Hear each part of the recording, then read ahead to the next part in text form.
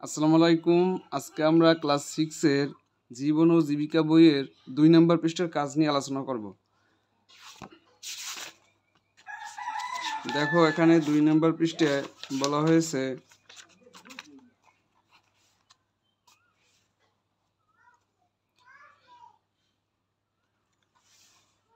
তো এখানে কাজের মাঝে আনন্দ।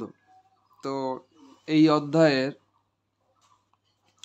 তো এখানে বলা হয়েছে দেখো, নিজের হাতে করি কাজ নেই তাতে কোনো লাজ।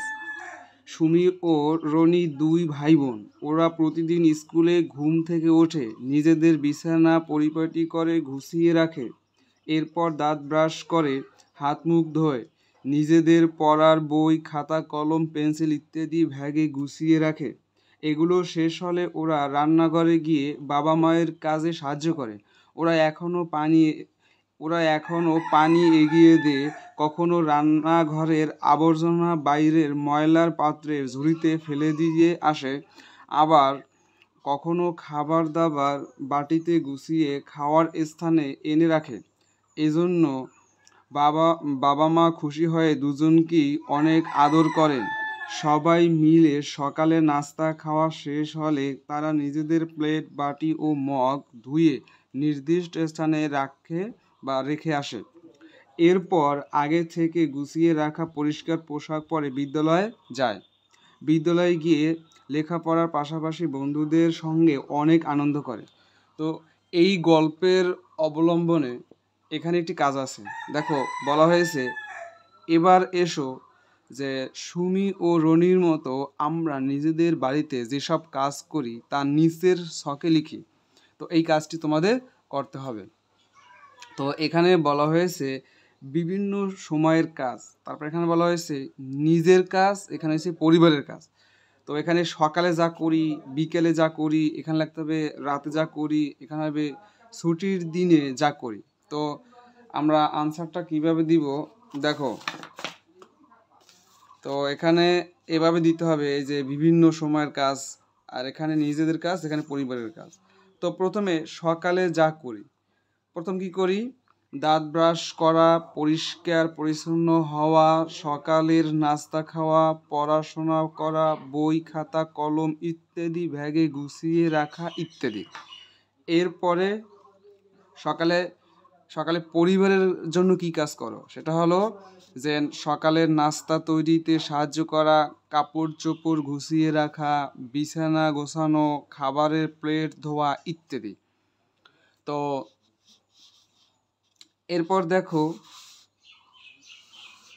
বিকেলে যা করি, ঠিক আছে, যে গোসল করা, তারপরে যে কি পোশাক পরিধান করা, খাবার খাওয়া, খেলাধুলা করা, নিজের প্লেট, মগ, চামচ ইত্যাদি ধোয়া এবং গুছিয়ে নির্দিষ্ট স্থানে রাখা, খাবারের সময় বিশেষ আদব কায়দা ও রীতিনীতি মেনে চলা ইত্যাদি।